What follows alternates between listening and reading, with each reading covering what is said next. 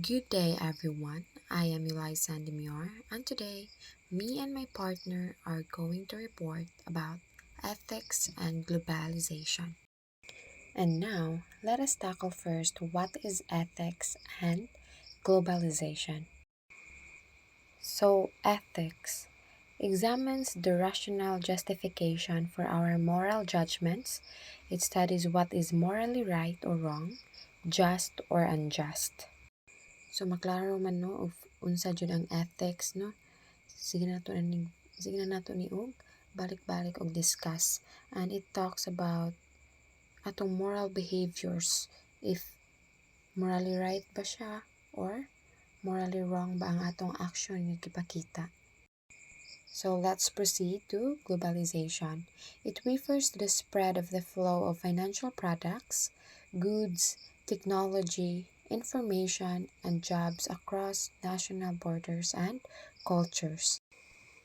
So I will give some examples about globalization para dali nato ma-understand if unsa jud ang pasabot aning globalization. So first, let's take for example kanang mga products, mga goods nga gikan sa laing nasod. Mao na siya ang usa ka example in which ang kanang globalization nagtalk gud ni siya about sa process para madali gani ang paglihok sa mga products or mga information around or across the country.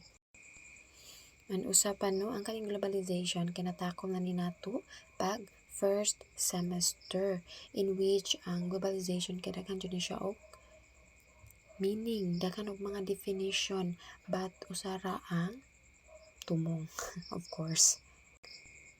So again, ang globalization mao ni ang process in which para mapadali ang paglihok sa mga tao and usa pa lain mga products, of course, and sa mga information sa laing nasod para dali ang process. And now, let us talk about the views on the scope of justice. We have statism, cosmopolitanism, nationalism, and libertarianism. Let us discuss first what is statism by Thomas Nagel. Statist view argue that duties of justice are only owed to our fellow citizens and that we have only duties of humanitarian assistance to citizens of other states. So based on my opinion no, ang kani statism is nagtalk ni siya about unsa ka importante ang government. Like unsa ka important ang government ug unsa ka bug-at ang rule nila sa society. So, of course, we all know no, na kita as a citizen diri sa Philippines, aware ta if unsa jud ang ilahang rule sa society. Like for example, sila ang mag-settle, sila ang mag-implement sa mga rules nga dapat nato sundon. Then usahay man gud ang government na misinterpret gani, it is because kay mura gani kontrolado na nila kontrolado na kanila ba, like even ang atong kinabuhi kay naa na silahang jurisdiction, so which is bati. So if we talk about statist guys, mao ni sila ang mga tao na para nila ang state or ang government is mao jud ang mag-shape sa atoa, like meaning murag sila jud ang atong dapat sundon gani para maka-attain ta og nindot na kinabuhi. We, tinuod ka? And also, kini mga statist, kay kanang tanan kuno daw mga panghitabo sa society or sa state, kay dapat daw ang government mismo daw ang mag-settle according ani nga view. And of course, statism na siya positive and negative impact. So, positive siya in a way na masabta nato ang role sa government. And negative siya po, it is because kana ganing mura na tag gihimo nila nga slaves, like sila na ang magbuot kani sa tanan, sila na ang masunod. So much for statism, no? Let's move on na to number 2, which is cosmopolitanism. Number 2, cosmopolitanism. A proponent of the cosmopolitan view asserts that we have obligations of justice both to our compatriots and foreigners. So means ani nga view no is that fair and treatment nato. Fair sa tanan, like sa ato ako Filipinos. Of course, pati na pud sa mga foreigners. Naa gani equality sa ato makita bisan pag-asa ka sa part sa kalibutan. So importante jud nga naay equality regardless if unsa imong nationality, unsa imong religion, unsa imong ethnicity, and of course imong cultural background.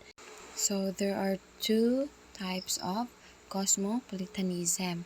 We have weak cosmopolitanism and strong cosmopolitanism. Let us first tackle the weak cosmopolitanism.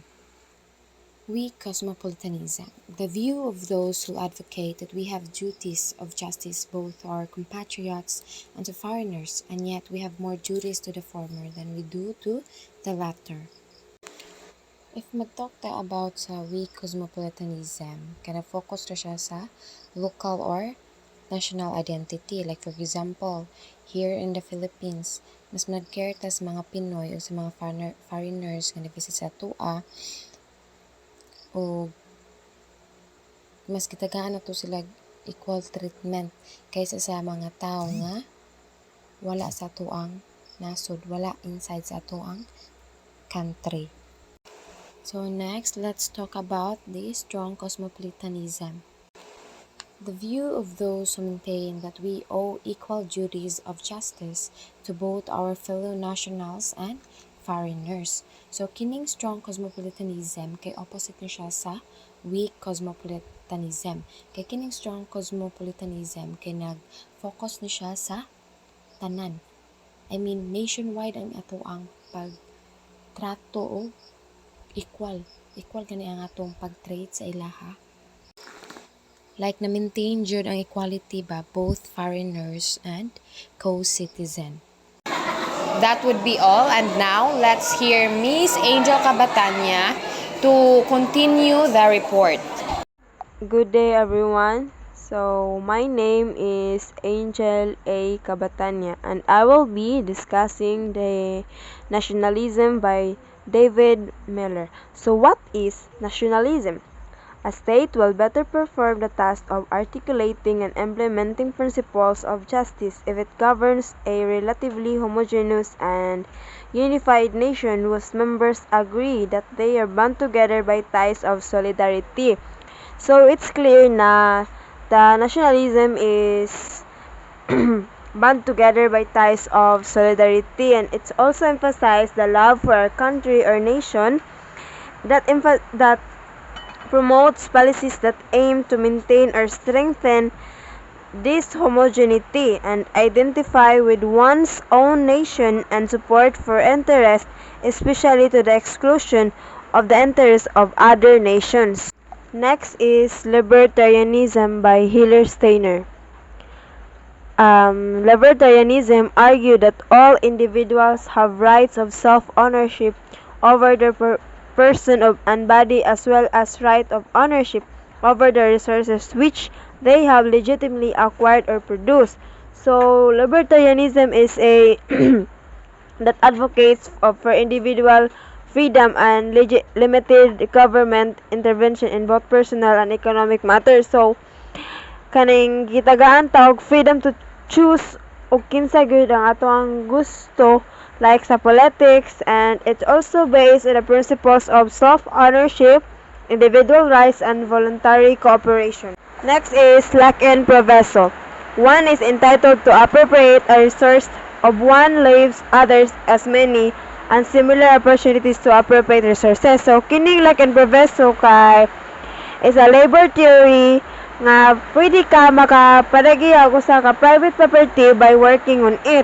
And also if ang usa ka properties wala pa tag-iya, pwede siya maimuha ang usa ka property.